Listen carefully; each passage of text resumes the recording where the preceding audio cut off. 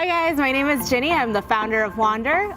We are here today in beautiful Southern California at UC Irvine Entrepreneur Center.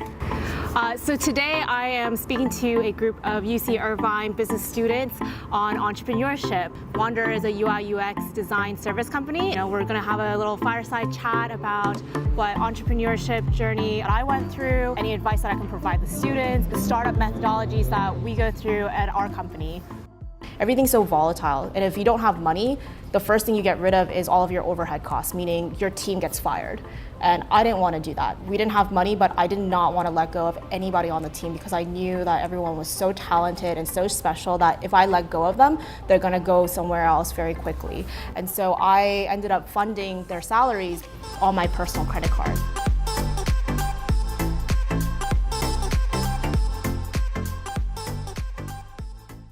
Jinny, thank you so much for coming. Yeah, thanks for having me here. Of course. So first you can start off maybe by giving a short elevator pitch on what Wander is all about. Sure. So I started Wander just a couple years ago. We are a user experience, user interface design service company. So in short, what that means is any kind of interface that you see on a website, a web application, or mobile app, or anything like that, that's what we're doing all the design and development for, basically. Our team is 100% remote, and that's been a strong foundation of our company, the ability to just work from wherever you want around the world. So we're 10 full-time, 10 part-time, and we're all basically in different cities at the moment. Oh, so, awesome. Yeah. So we have a large audience of college students. Yeah. So I read in your bio that you started a business while you were in college. Yeah. So maybe you can talk about what your interests were in college and maybe what led you up to starting that business. Sure. So I had a very interesting college experience. So I went to school out on the East Coast at UNC Chapel Hill. And when I started as a freshman, I actually didn't know what I wanted to do. I knew I wanted to do something about business and entrepreneurship, but I wasn't really clear on the vision of what I was going to do at the end of that journey. And so my first year in school, I actually had a difficult time adjusting to, I guess, more of the social aspect of it and being really frustrated that what I was learning in class wasn't very applicable to what I wanted to do in life. So after my first year, I packed up my stuff and dropped out of school, basically. So I took some time off, and I was, at that time, building up a blog, and I put all of my energy day in and day out with that blog, and I eventually grew it to a point where I was getting about 4,000 hits a day. And then I took up a small internship at a local magazine, and then the other thing that actually made the most amount of money was selling on eBay. So I would go to like a nearby outlet mall, buy up all of the Coach bags that were on sale, and then sell it on eBay for like 100% markup, and that was basically what was helping me to pay for my tuition. Mm-hmm. So I did that, and then I eventually came back to school to graduate. Mm-hmm. So yeah. So was entrepreneurship always something that you had as an interest growing up? Definitely. It seems like in college that was kind of the path you took. Yeah, so it was, I knew from a very, very early age that I wanted to start my own company. I think growing up, I wanted to be a fashion designer and start my own clothing line. Mm-hmm. So throughout my life, entrepreneurship has always been something that I was interested in. Mm-hmm. Yeah. So what was it about entrepreneurship? Was it about the freedom? Was it about the ability to pursue your own interests? I think a lot of it had to do with just, my own pride, wanting to prove to people like, hey, I can go and build something great. I can go and change the world if I wanted to. It was just having that mindset that I wanted to go and do something and make a difference. Mm-hmm. And did you ever, at the time, know exactly what you wanted to do within entrepreneurship? No, not at all. No, and even now, I have built up my company, and I'm getting to a point where I want to exit to go off and do something else. Mm. So I'm always having this itch to try something new, and that's what I love about being in a service business, because I get to do that with my clients. So every day we're working with a different startup and helping them build it. So yeah, it's always changing. Mm-hmm. And what advice would you have to the audience here about just getting started and finding something to do and Yeah. get your feet wet with entrepreneurship?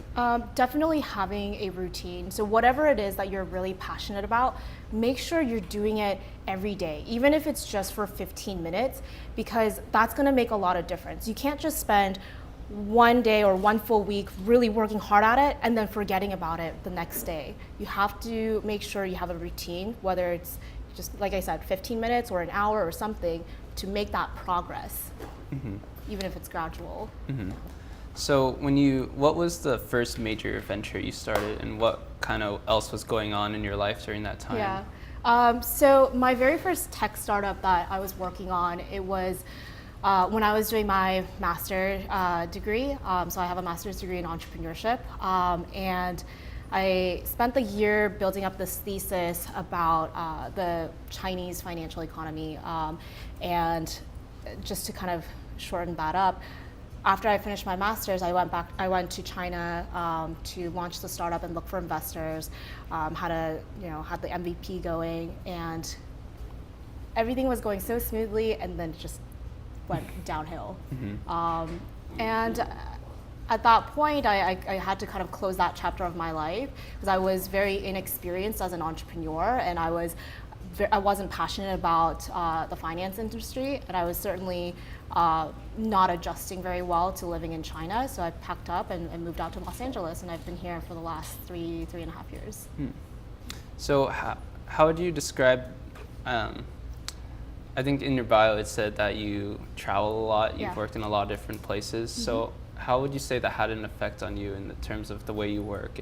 Yeah, so that's been very core to who I am. So growing up, I was that kid who was always moving every year, every 2 years. So the change of environment has been very, very not comforting, but that's kind of how I grew up. And as an adult, I choose to live that continuous lifestyle of changing environments and having to adapt to new things.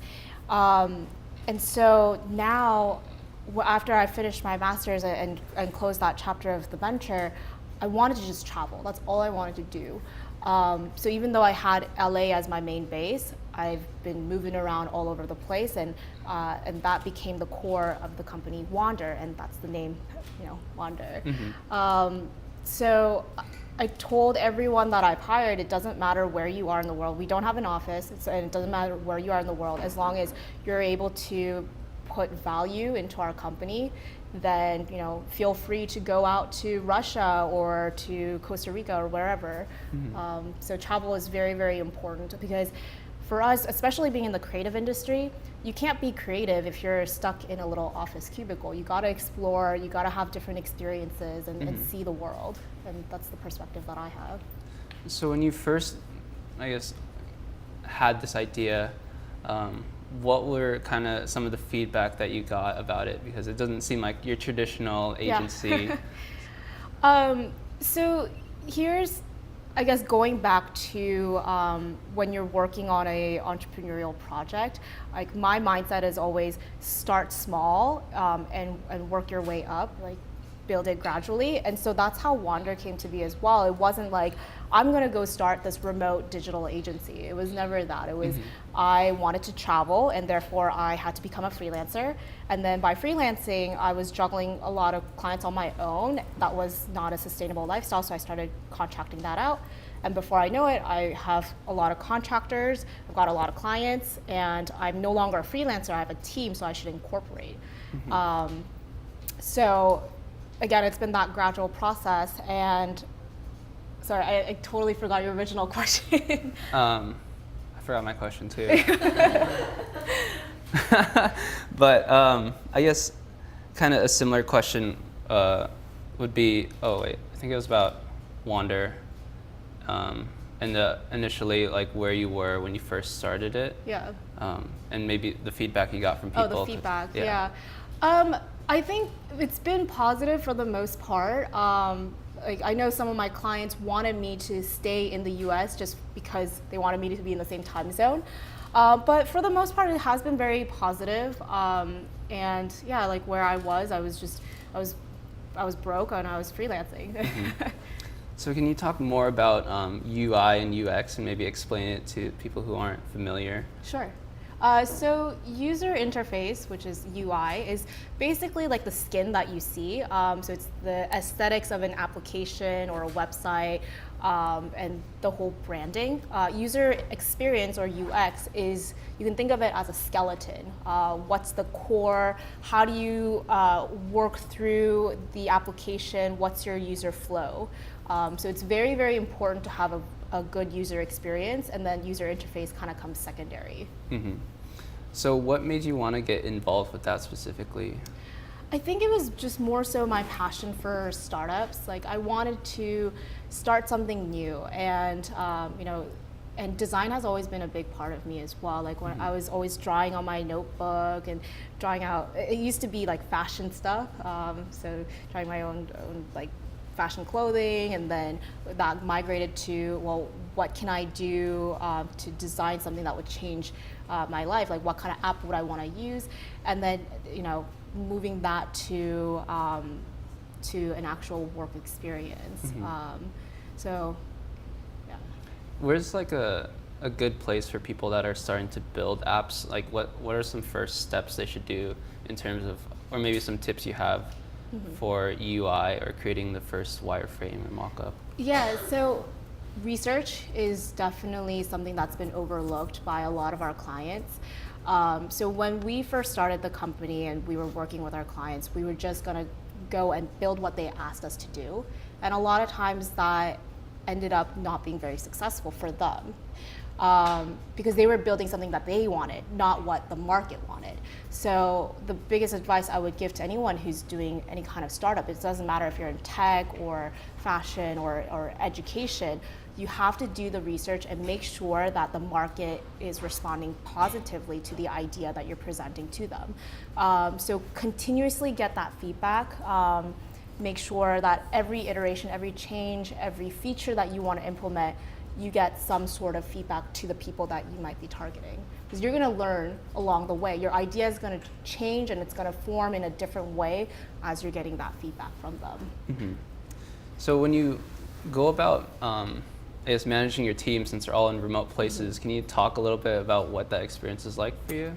Yeah, it used to be quite difficult because everyone's in different time zones, and it's hard to manage that, especially when the client is in a different time zone too. And a lot of times, like 9 times out of 10, we don't ever meet our clients. But we now have structure in place, the procedure to make sure that remote working works, and it works very flawlessly for us. So with freedom comes structure, and so what we do is we make sure that everyone, it doesn't matter what time zone you're in, you have to be online from 9 a.m. to noon, Monday to Friday, and Pacific time. And that works unless you're in Asia. That's like the worst time zone if you're in Asia. But luckily we don't have anyone out there at the moment. So it works well from like Hawaii until like Eastern Europe.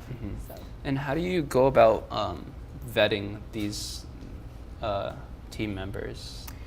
So a lot of that has to do with culture and then their experience. So when we're looking for designers, we're looking at their portfolio first and foremost. Like, do they have the right experience to be a strong designer? And what is their thinking process? You can have a really great and beautiful portfolio, but that doesn't really mean anything to me. Like, how did you get there? Like, walk me through your process.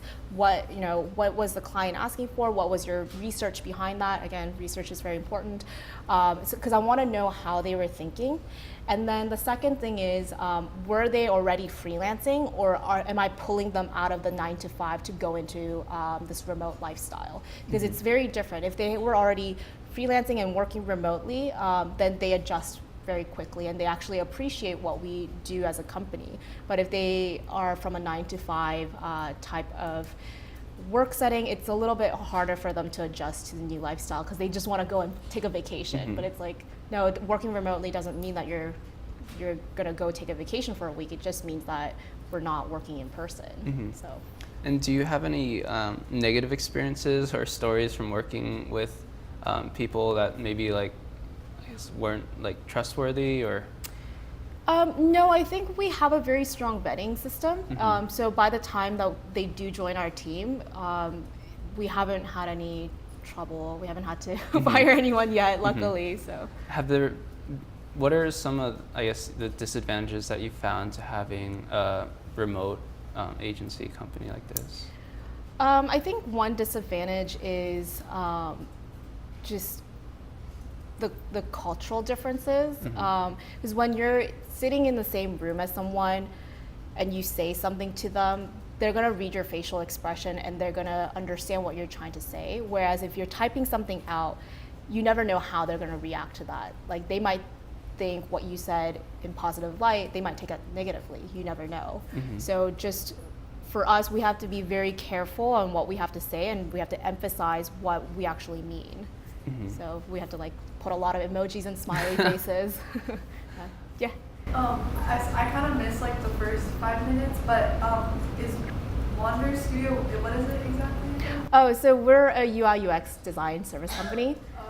So we're helping startups basically build their first product in terms of applications, website, branding, all of that. And you do that like through a online service, or like how do you get clients? So a lot of the clients, in the beginning, I was pitching to a lot of clients through a freelancing marketplace called Upwork. So I was just bidding on jobs nonstop. Now it's a mix of referrals and a lot of the clients finding me through LinkedIn. So just through my own profile. Okay, so then if, so like for your own company, do you outsource developers to work? So most of our team consists of designers. Anything that's development, we have a partner that's out in downtown Los Angeles, so they do all of our development. For us, our team is mostly designers, but we bring everybody in-house so that it's not outsourced. So if someone were to like use Wander Studio for UI UX designing, would it be possible to go one step further and also do development? Yeah, so we do the whole the whole thing from ideation, design, development, launch, and then we have partners that do marketing as well. So we do the whole spectrum. Yeah. So does anyone else have any questions? Feel free to ask at any time. I have another question. Sure. Is UI UX only meant for applications, or is it also including web? Yeah, so it includes all of that as well. Anything that's digital, you can consider as UI UX. Did you start when you were in college? You said that you dropped out of college. Yeah. Did you pursue this? No, I was pursuing something else. Yeah. So did you do you have experience in design already? Yeah, so I picked up graphic designing when I was about 15. So that's always been like a skill that I had. And then when I got into the field, that's when I was really refining, going from designing something nice on Photoshop to working with professional clients. So. What made you want to switch to like more UI UX user interface? Just like graphic design? Yeah, so graphic design, in my opinion, especially after years of doing this now, it's very subjective. Like, for instance, our company does not do logos at all because we might produce something that might look like a nice logo and the client might hate it. It's all subjective. Whereas user experience, everything is backed by data. What we do is more of like the architecture of your product. Like we're doing XYZ because the market says they want this. Yeah. So it's a little bit, even if the client says, "Oh, I don't like it," well, here you go. Here's the research behind why we did this. Yeah. What do you think makes a good user interface? Like for Apple? Simplicity, yeah. You got to be able to show a 5-year-old kid or your grandma, give them the app, and if they are able to figure it out, that's a great user experience. So like simplicity, you think is like the most important? Yeah, definitely.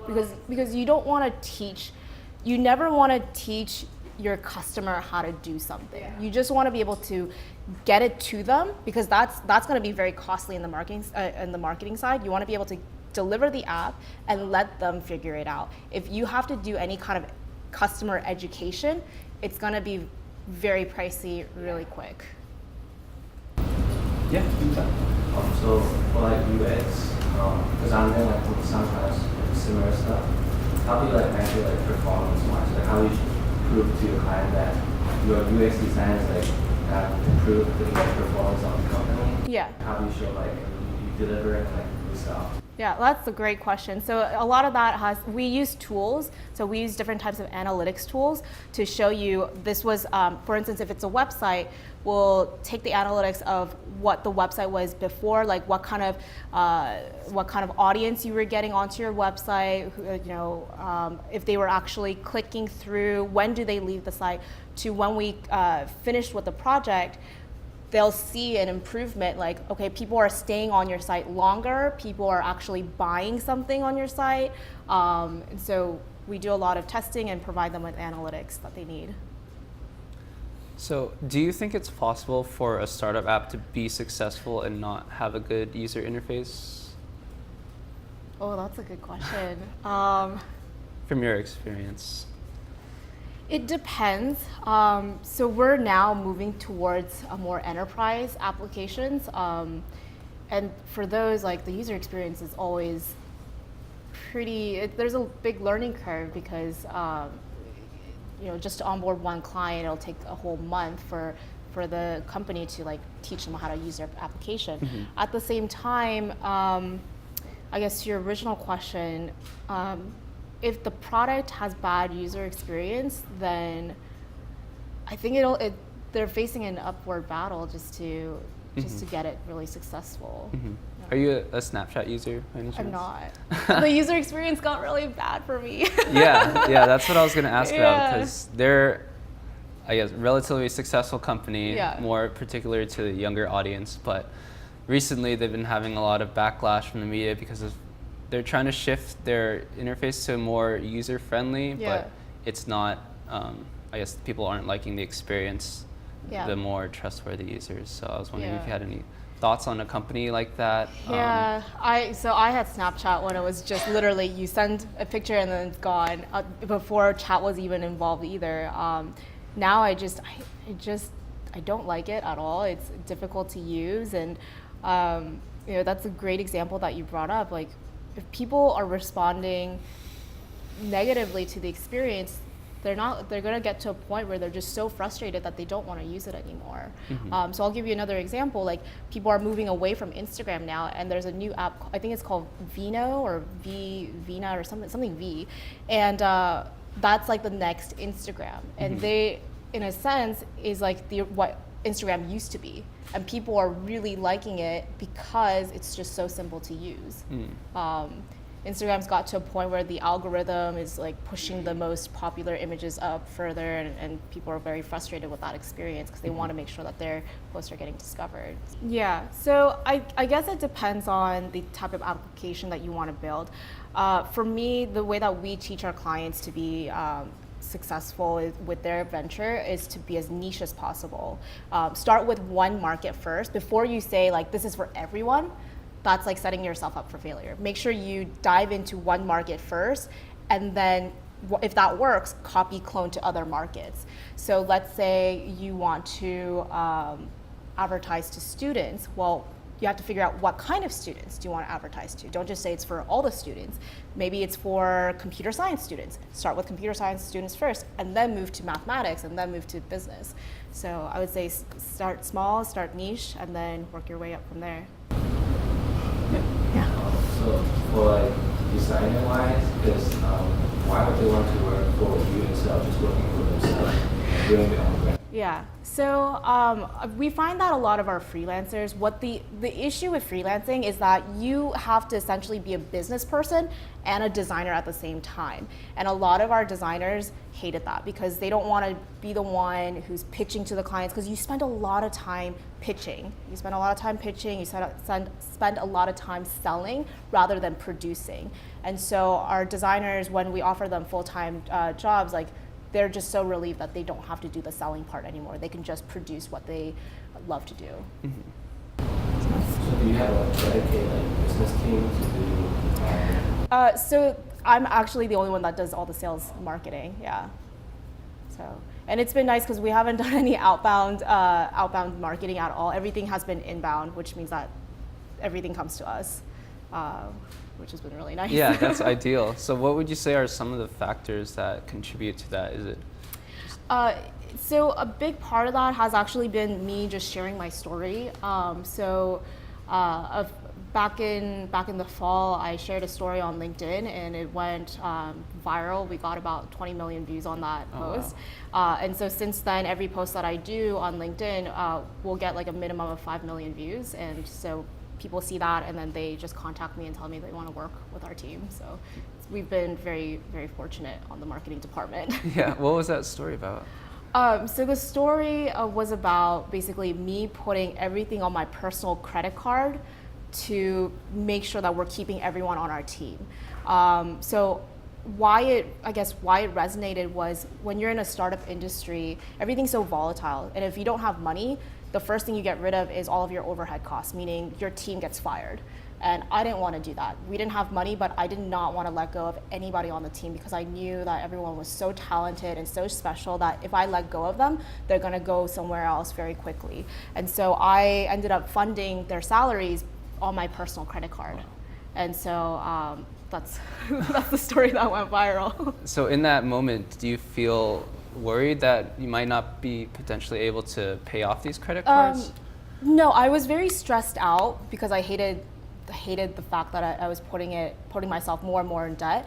But I wasn't very worried because we were still having cash coming in. So it wasn't like the revenue didn't stop. It was that we weren't receiving the revenue quick enough. And we were growing too fast that like it was just not a good balancing act. So there wasn't so much worry that I wasn't going to be able to pay it back. It was more so like we need better cash flow. And are there any brands that you look up to right now that are kind of on top of the UI and UX game?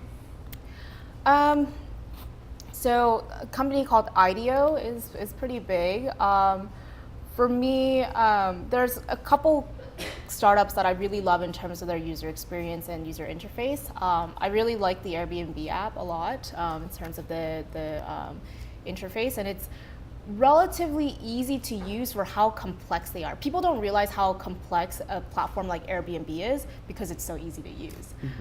So I really like them.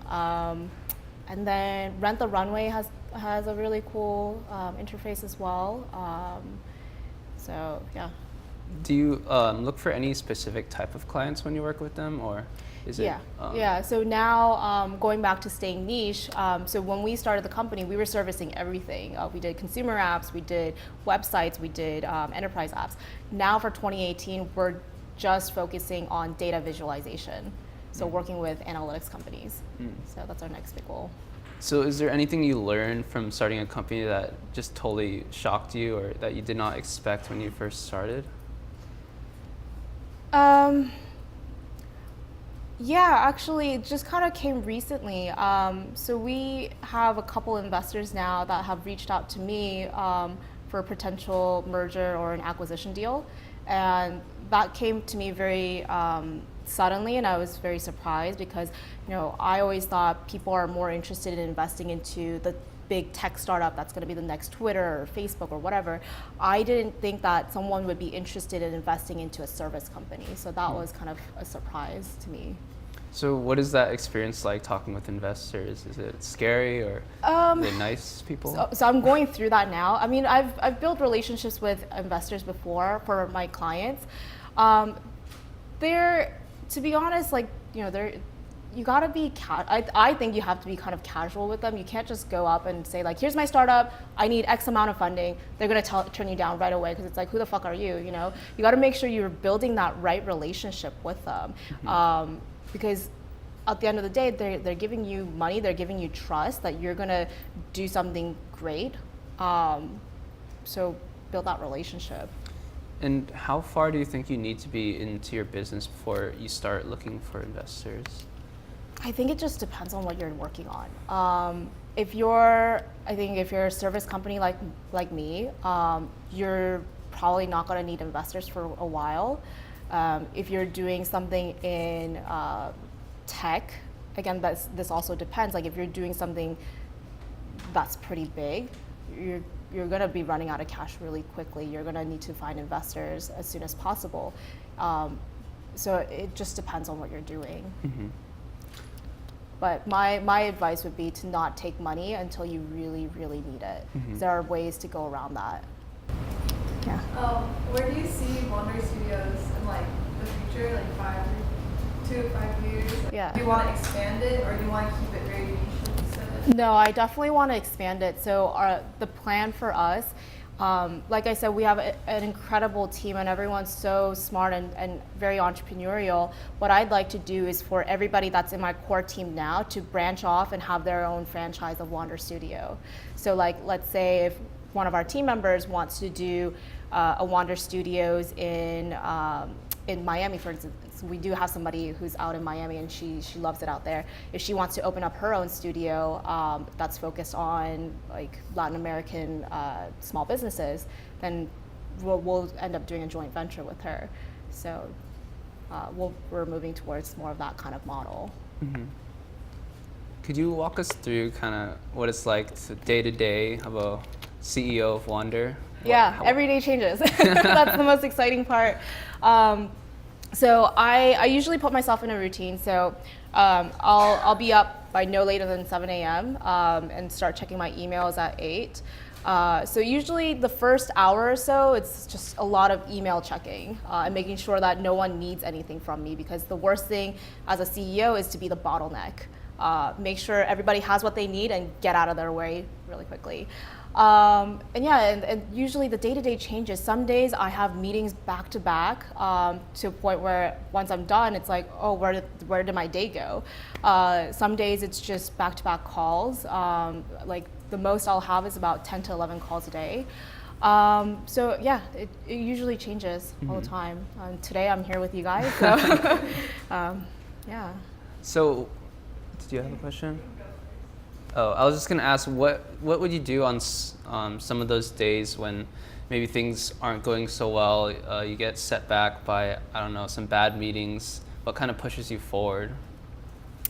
So I'm overall pretty positive person. Anything that bad comes my way, I try to put myself in a mindset like, okay, it's bad now, but that's a learning experience. Everything that I've taken, and I've had some really shitty things happen to me before, I just take it as a learning experience. If the meeting went bad, I try to think, well, why did it go bad? Like, did I do anything about it? Can I change it for the next time? And just push forward. It's so important to have a good mindset as an entrepreneur, because if you let one bad meeting if you let that down, and you keep things like that push you, it's going to be a really, really long journey. So always have a good mindset. Your question? So like managing a team, how hard is it, or like how do you manage people that have different opinions, or have stuff that you don't necessarily agree with? Like how do you get your whole team to be on the same page with the same vision? Yeah, very good question.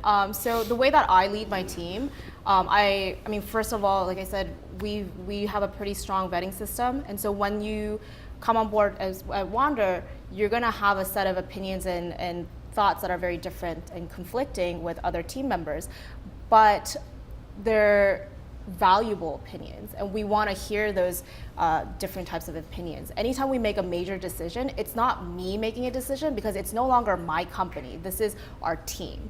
So I want to make sure that I hear everyone's voices and opinions before we make a decision on anything. And it's good, because then we're hearing different thoughts that we would have never have, that I would have never come up on my own. And it hasn't been too difficult managing. Right now, one challenge, we're redoing our website. So there has been a lot of different opinions, like, oh, we should do this, we should do that. What I usually do when there are a lot of conflicting opinions is appoint one person to kind of steer the conversation, because otherwise we're not gonna make any progress. So we're still open to having all of these different opinions, but giving that key to one person to make the final decision. How do you usually go about choosing that one person? It depends. So a lot of that, it's a mix of like who's available, and then the second is who has the most knowledge in whatever we're doing, letting them steer that. Okay. So. Yeah, go for it. So, like, how did you choose people on your team?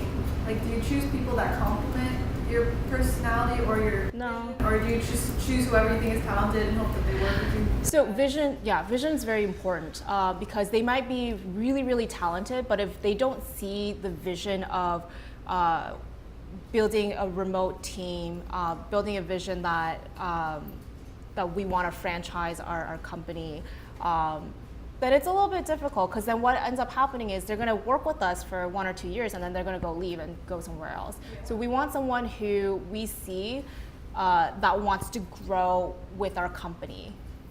So even if they end up doing something else, it's still kind of aligned and something that we can help them and help them grow. Yeah. What kind of challenges are you facing here? Challenges right now, I would say we're trying to improve our current client experience. It's not so much of a bad challenge because our clients love working with us, but I feel like we can still be much more efficient, much better in our communication. So trying to figure out where that bottleneck is in our client experience. And then I guess like the second challenge I have is probably like my own personal schedule. Like I just feel like there are days where I'm just like, I have a whole list of things I have to get to, but I'm being pulled all over the place. And by the time I'm done with that, I'm like exhausted, but I still have this long list of things to get through. So trying to manage my time a little bit better. So is there anything that you do to relieve some stress or help alleviate the constant back-to-back meetings? Lately, so it's funny, I never used to be a meditator at all. I always thought that was way too hippy-dippy for me. But I just recently started, and what I do, and someone taught me to do this, is try to think of your earliest childhood memory and chronologically move forward, like whatever whatever was the earliest to like whatever is now. And I usually do that to try to make myself fall asleep. It definitely clears my head a lot. Otherwise, yeah, to be honest, stress management is kind of difficult for me. So. I think earlier we were talking and you mentioned that you're going to be taking a vacation soon where you're going to disconnect from society. Yeah, that's going to help a lot. So I have not disconnected from my laptop or cell phone or anything like that for like the last, I don't know, like 5 years. But in 2 weeks I'm going to be heading to Peru and I'm going to be completely disconnected. I'm very worried, but I'm happy at the same time. Yeah, when you come back, there's going to be yeah, there's going to be another list when I come back. Hopefully not. I've been working with my team, and this is part of us building a better client procedure, just building a better structure for our company, so that when I do, if and when I do take off for like I don't know 4 months, they don't need me. They're okay to like run the operation on their own. That would be the next goal that I want to that we're tackling right now. How do you plan and organize yourself to be allowed to take a vacation as a entrepreneur? Yeah, so like I said, like whatever at this point, I've pulled away from a lot of the day-to-day operation. So we have an operations manager who's taking care of the daily stuff. I'm more focused on the sales and marketing. So me taking a vacation for a week, what that does is it just slows down the sales cycle a little bit, but it doesn't interfere with what we're doing on a day-to-day. So I told my team like a month ago, get everything you need from me right now, because I'm going to be gone. I'm still working through that list of the things that they need. Awesome. Does anyone else have any other questions? Do you have the time by any chance? Oh, go ahead, Amy. Do you plan on ever picking up in fashion design, or is that just something that you closed?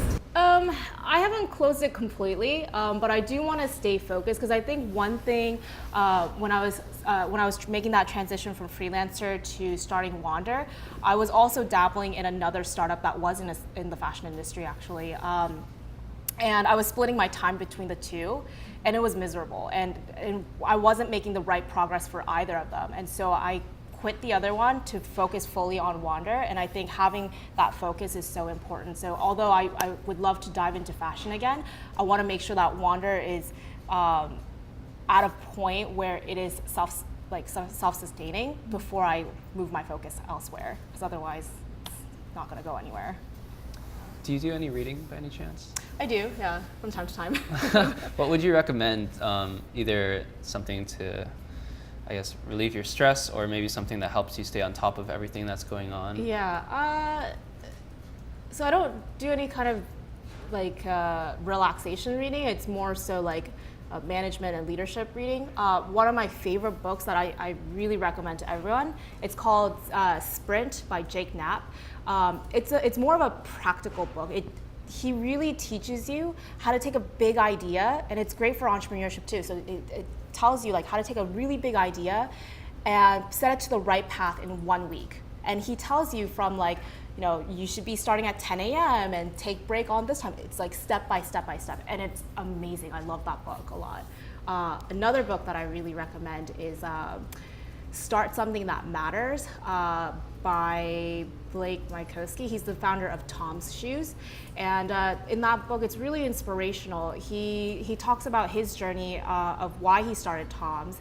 And I don't know if you guys know the model, like for every shoe that you buy, he gives a shoe. And it goes behind like his philosophy of why he does that. And I love the part where he talks about living a simple life. So he like sold everything that he owned and like lives on a boat with like 3 pairs of shoes and like 3 pairs of shirts and t-shirts or something like that. Because he says the more things you own, the less you're gonna stay focused on the things that really matter, because then you have to take time to take care of those things that you own. So be simplistic in your lifestyle so that you can stay as focused as possible. It's a really inspiring book. Is there anything you read to help you stay on top of everything changing in like the UI UX world? So I'm subscribed to a lot of mailing lists. So whenever I have time and I'm going through my emails, I'll just like read through what's happening in tech and then UI UX as well. Cool. Yeah. So what are, I guess, the 3 biggest lessons you've learned from entrepreneurship that you'd kind of want to leave the audience with? Surround yourself with great advisors and mentors. And I think that's been a really big part of my journey, is having to surround myself with people who are 1 step ahead of me, 2 steps ahead of me, someone who's like 10 steps ahead of me. So right now I've got 6 official and unofficial advisors and mentors, and finding those people that are going to care for you and teach you things that you can apply to your life and your business. I think that's so important, because there are going to be days where you're not going to know what to do. You feel so hopeless and helpless. Having those advisors and just telling them what's going on, whether it's just something with your business or something personal, they're going to give you a lot of clarity. They're going to help you work through your problems, and I think that's really, really important to have. Awesome. Yeah. The other 2, let's see, stay organized. So I'm a very, very disorganized person, and I had to learn really quickly and very expensively that organization is everything. Even like little things like a file naming convention, like make sure you have a system for that, because you may not notice it now, but you're gonna regret it later. And then the third one, I would just say, just going back to research, I can't emphasize that enough. Make sure you get feedback from everyone, or everyone that's going to be your target market, because it's gonna shape everything that you do. Awesome. Does anyone else have? Oh yeah, in the back. How do you find these mentors and clients? Just putting yourself out there. For me, like I go to a lot of networking events, and I was really shy at first, because it's like, okay, who wants to talk to me? Like, I'm just a small business owner. But when you put yourself out there and meet as many people as possible, you're gonna notice that they want to help you, whether it's just an unsolicited advice right off the spot, or someone who's gonna be like, oh, I can't help you now, but I know someone that can help you.